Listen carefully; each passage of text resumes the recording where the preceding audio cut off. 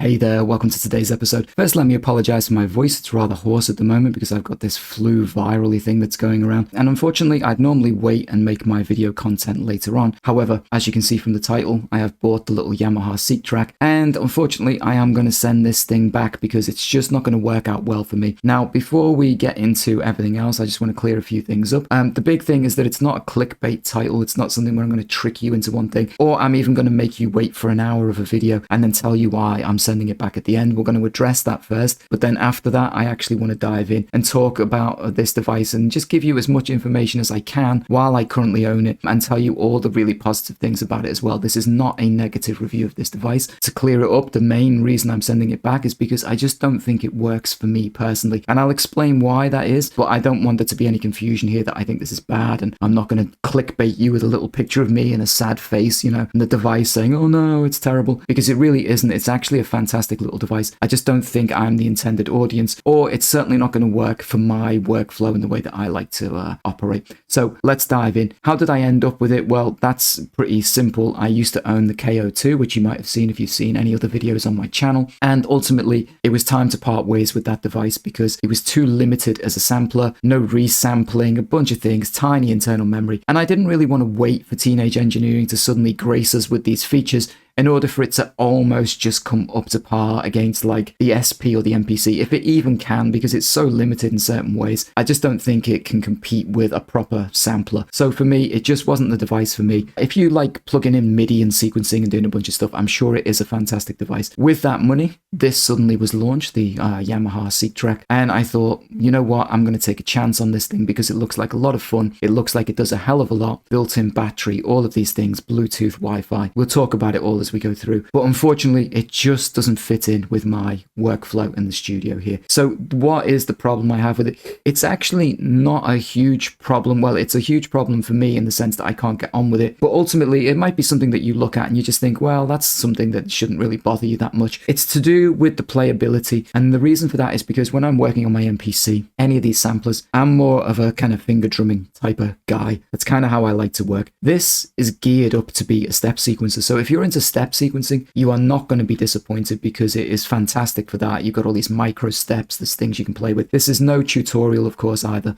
I'm not, trying to teach you anything here, but it does a hell of a lot as a step sequencer. So if step sequencing is your thing, no matter what genre you can make hip hop on this if you want to do it that kind of way. I think what drew me in initially was the fact that it is a sampler. Now, I understood that the sampling was limited, but I'm always kind of hopeful that in the future things can be brought in with firmware updates. It has a separate application and it's a device that will be updated with firmware. It was already a little update when I unboxed it. And so for me, some of the limitations of the sampling, I think may well be addressed later on in the future. Maybe they'll add in some slicing so that you can do more. Currently, we can load 7 samples and we can tweak the start and end points. And on each of those samples, you can have 16 seconds of sampling time. So it is very limited, but they give you resampling on this device. So for me, that kind of caught my eye and I thought, you know what? I could put my drum sounds in here. I can play those, bake them down onto a single sample and build and do similar to what I do on the MPC, but just in this really cool little compact form with the synth engines and everything else. And technically, I could do that. There is nothing stopping me doing that other than the fact that I don't enjoy the playing experience on it. And it comes down mainly to these keys. Now, I have no great problem with mechanical keys. The KO2 mechanical keys were fantastic. They actually had velocity sensitivity, which was nice, but I knew this didn't have that also. However, I figured because it's still connected to the sequencing of the track, there would be workarounds. I could adjust sounds and tweak them and do stuff like that. And you could. There's ways to work around everything. But ultimately, I don't really want to get into sequencing on the sequencer. So you may be thinking, well, more fool you for buying a piece of gear that, is obviously designed for sequencing. And you may well be right there. This, as I said, this is about me not being the right user for the device, not the device being, terrible in any kind of way. So I've got my drums here. Let me show you a couple of things. We have our 7 drum tracks here, which correspond to the 7 buttons. So when you're working with the drums, you've got your kicks and you can click these and hear them.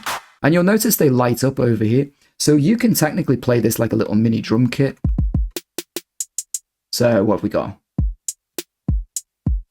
So you can see I can finger drum, it's not impossible, but I just don't get a nice feeling here because I'm kind of limited to this tiny little space and I have quite thin fingers.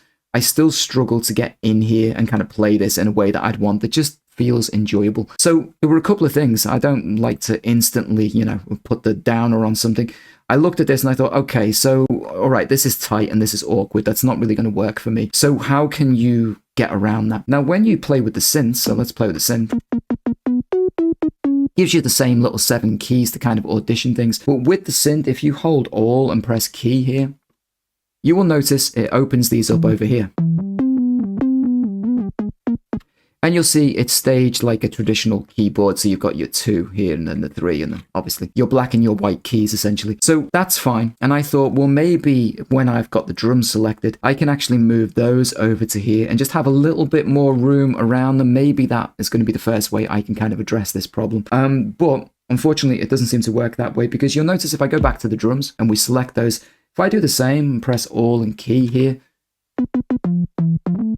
just goes back to controlling the synth. It doesn't seem to want to let me do it from here. Could be user error. Everything that I say here, please, if I'm getting this wrong, leave it in the YouTube comments for anybody else looking at it. I still think ultimately the way these keys and stuff feel for me, it was never something that I was probably going to keep. But I do want to clear up a few issues here, just in case, as I say, you're thinking about the same things as me. So if I'm getting that wrong, let me know in the YouTube comments. But it doesn't seem like I can move these drum sounds here over onto the bigger keyboard. Now, the other thing that I thought was, well, okay, what if I plug in my MIDI controller here? Then I can use my 25 key, and I often drum on that. I quite like drumming on the keys. It's just something that feels nice about it. I can plug the MIDI keyboard in, but I cannot get it to trigger these 7 drum sounds here. If I'm on the kick track, in the instruction manual, it tells me that on the kick track here is MIDI channel 1, with the snare track is channel 2, and the claps and so forth, all the way up to whatever it was. I can't remember if there's 11 MIDI tracks or something. However, I can't get it to play these from the MIDI keyboard. I don't know why. I want to be able to play all of my drum sounds in one kit. I can play my kick drums on my MIDI keyboard,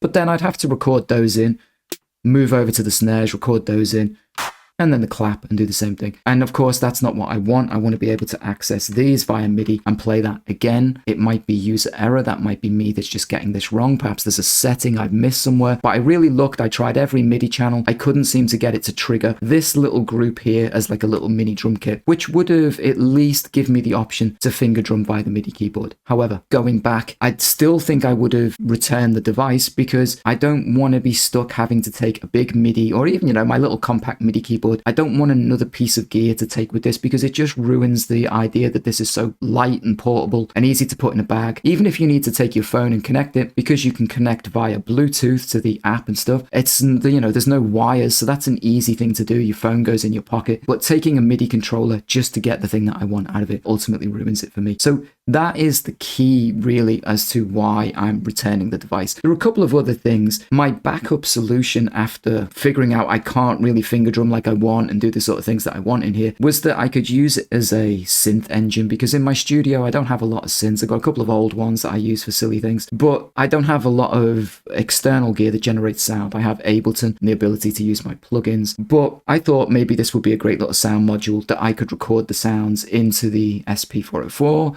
chop them up and do stuff from there. If I'm being honest, I'm just a little underwhelmed by the synth sounds. Now, there are plenty to choose from. They give you like 2,000 sounds on this thing, and there are 3 different engine types. So you obviously got Synth 1, Synth 2, and the DX, but they weren't sounds that kind of blew me away. Now, that is completely subjective. I don't want you to be put off buying one of these devices, because you would have to try it for yourself. I'm just giving you my personal opinion and the sounds that I look for the type of music that I make. And these synth sounds, it just felt a little vanilla. It didn't really feel like I was listening to these that were giving me kind of the chills and a little bit kind of special synth sounds. They just sounded quite generic, and synth sounds that I could pull from Ableton or even an iPad app or something else and save myself £350, because ultimately money is going to be a big factor here. So in my backup there of doing that, it just didn't really float my boat. As I said, I didn't want to hold you ransom for this information until the very end of the video. I want to get it out the way now. But what I want to do at this point is I want to talk about the unit itself. So let's take a look at the unit itself. I'll tell you everything that I know about it so far. Let's start with the form factor. Great little compact unit. It's plastic, £350 in the UK. I think $400 in the US or whatever the equivalent is. But I do think it's worth it for everything that it does. If you're not looking for the functions that I was looking for and you're into step sequencing and doing all of this stuff, it's very deep. It does a hell of a lot for its money. I think it's worth the value. I think if it was more expensive, I think I would have been put off. I think the 350 is about right. Of course, if they could have made it cheaper, cheaper, that would always be a bonus. But I think that is about right. In terms of the size of it, great to go into a little gig bag. It's got nice buttons on here that I don't think feel flimsy or anything like that. So I think it would be cool. Don't think I'd feel too worried about taking it places and using it and traveling with it. Let's address a couple of the things that I've seen online because I watch all the YouTube videos, of course, like I'm sure you have. One of the first ones was that I think people were saying that it could be moved easily. And I'm giving that a pretty decent tap there. I think it was more of a concern that as you're pressing the side buttons, which there are many and we'll talk about that you're going to shove the device along your desk. And I saw a couple of little YouTube shorts and some other things. I honestly, on this particular desk, which is just a white IKEA desk, it seems pretty stuck to the desk to me. I don't really have that problem. I can press these buttons. I'm not upsetting anything as I go along. It does exactly what it should. So I wouldn't let that put you off. I saw some people doing this, like clicking the bottom of the pads there and then claiming button gate as another little thing that I've saw. I really don't want YouTube to go down this road of every time a device comes out, people suddenly start giving us the gate issue.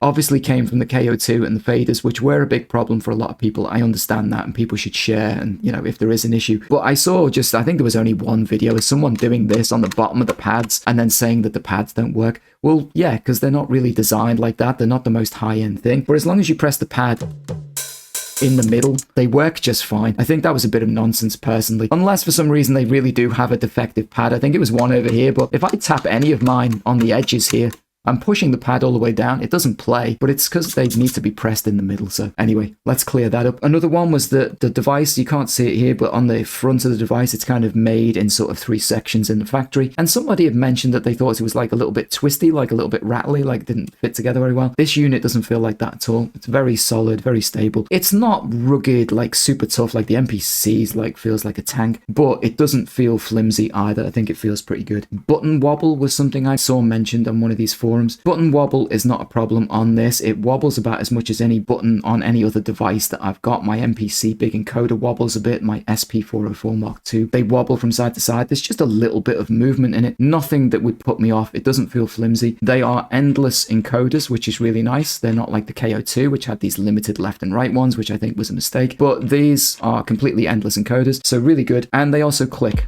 and you can audition your samples by clicking those. And they have a really nice solid feel to them and a solid click. So overall, I think it's pretty good. We've got clear labeling for all of the buttons and the things you need to access. Nice, easy to read, easy to kind of navigate around. Couple of things that I think are a bit of an issue. Nothing huge, but there's no way of finding the exact tempo on the device. So if you take this out of the equation, I can change my BPM here.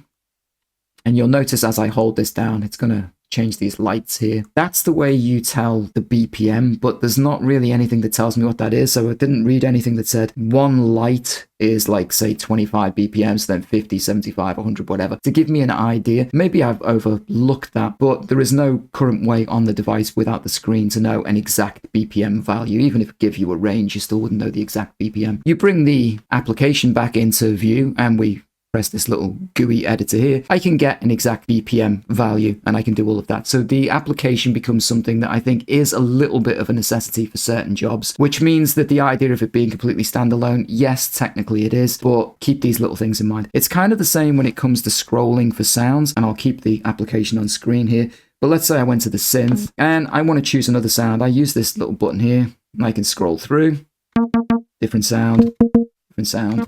That's fine, and you can do it from the device. It's not going to be the end of the world, but because they offer you so much, there's like 2,000 sounds, there's a lot of presets and synth noises and things in here. With the application, absolutely fine, and you can load from the application itself. Syncs really well. I think you just have to keep in mind that if you're thinking that this is going to be completely intuitive and you're never going to have to touch the application, I don't think that is necessarily the case. I think for me, it's always going to be something that I want this like application to be alongside. And we'll talk a little bit more about the application in a second. But there was just a couple of little things like that I've noticed straight out the box. I don't think are the most intuitive. I don't know how they could have done it without adding the screen really. So I guess you have to work with the limitations. But if you're just scrolling through 100 sounds just on on the device and you need to get back to something or do whatever, I think you're always going to need this application to make your life a little bit easier. One other thing in terms of the form here, where we look at this bit of written information, that's obviously printed on in the factory or whatever it is. When we use these effect sliders here, and I will say these touch strips are very sensitive, can do a really light touch and they work really well, they're fantastic, but you can feel this text underneath your finger, you can feel these little lines. I wonder over time, is this going to wear off if you're doing this for, you know, weeks on end and years on end or whatever? Are you going to rub some of this information off? I don't think it would be the end of the world, but it's something to bear in mind. It's something somebody else had mentioned on another forum. We got a little switch in the middle, that's solid enough. It's just for choosing your master effects or like single effects. We have a speaker. It's about as good a quality as the KO2 one. It's listenable, but you're never going to really do any serious music making with these kind of things, but it's handy that they come with it. The microphone is very good. Same quality, I'd say, as the KO2. You can record your own daft little samples and your voice and stuff nice and easily. And yeah, I think other than that, we have this little section here, of course, and you can see as I'm scrolling with these buttons, there's some transparent cutouts here, and that's all it is. These letters are transparent, and there's a little LED or something underneath that just lights these up when you need to. Completely fine, does the job, lets you know where you're at when you're selecting certain things on the device. I think that's okay. Before we dive into the app, let's just talk about how intuitive it is as a device. I think it takes a little bit of time to get used to. I think there's a reason it comes with a dynamic tutorial application, which is a fantastic little thing. When you select the button, I think this kick drum gives you some information directly linked to the device. I think that is very clever, but I think you are going to need it. I think if you just take this thing out the box, you don't have the application and you can see everything's labeled clearly. Could you just get in and start making a beat? Probably, but it would be a little bit awkward. It relies upon a lot of shortcuts with these side buttons here, so you need to remember quite a few things depending on how far you've dived into this thing. So yeah, keep that in mind. I also feel like at the side here, these are pretty easy to use because kind of left and right, the side buttons feel okay. When it comes to the top, I do think that's a little awkward. Same with underneath. Just is what it is. I don't think it's a deal breaker, but it feels a little bit awkward to use some of those. There's a lot of shortcuts, a lot of things to remember. That said, it's a good segue into the application because of course that is what the application is designed for, is to give you an easier life. Whenever you pick any of these things, you were scrolling samples and stuff we were doing before, it gives you a guide, a user guide. We can come out of this and you'll notice we have a bunch of different options here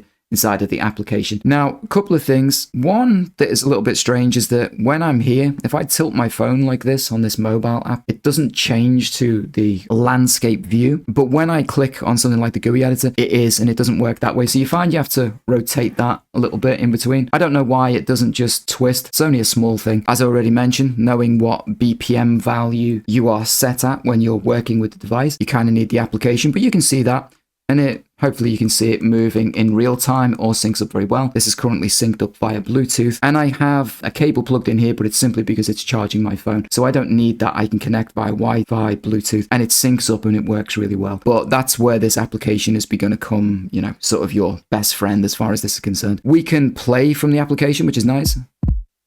It's going to play a bunch of nonsense because I have nothing programmed in. Another concern was that on the play button here, it's also the button to turn the device on and off, but you really have to hold that button for quite some time to turn the device on and off. So I don't think that's going to be an issue. The fact that it's there, you just tap it once, it starts playing, you tap it again, it stops. So I wouldn't be too concerned about that. We've got plenty of options inside of the application. You can dive in and you can tweak all your synths and you can tweak your drum sounds and you can do all kinds of stuff. One downside currently, which I think will be a firmware update, is that we have an application that works on a mobile device, which for me was like a real big thumbs up. That was an instant selling point. However, you still need to use the desktop version of the app to get your external sounds, other sounds that you have loaded onto the device. It's a shame that it doesn't allow you to take samples off your phone or whatever you've got them stored and do that all on like the mobile application. Keep that in mind. I'm pretty sure that will get updated in firmware. I can't see them not doing that because it would be a bit of a game changer. The KO2 had such a crappy app that needed Chrome installed and it had to have Wi-Fi. I think you still need to have Wi-Fi on this, but that's fine when you're talking about something like a mobile phone because generally you're always going to have access to Wi-Fi at that point. But I would love to see that introduced in the not too distant future. It's a shame I'm not going to get a chance to play too much with like the visualizer. I thought as a graphic artist and stuff that I do, I was looking forward to doing that, but again, it's not going to be enough for me to keep this device personally. But we have all of those stuff. We have the user manual, as you've just seen. We've got the dynamic tutorial, really good stuff. So the application opinion. You might want the device to have had a screen, so you don't need that. You might be annoyed that you need the application. I think the fact that it's so seamless and that it works with the Bluetooth, the Wi-Fi and everything else, and it works really well, I actually think this is a great little companion for it. I don't think there's any huge problem having this little device. It could be set up in front here. So that's my personal take on the application. And other than that, there isn't really a huge amount else for me to say on this. Comes with a lot of effects. The effects seem excellent. There's like 85, I think, master effects. I'm still not sure if you can come down to a single pad with an effect. Again, you can leave that in the comments if you know. You can definitely come to single in terms of effects per track. So you can put your delays just on the kicks and everything else. And because the device does resample, there's a workaround there. You can put the delay onto just a single kick, bake that down, and then reuse that sample. So they're giving you the tools that you need in order to,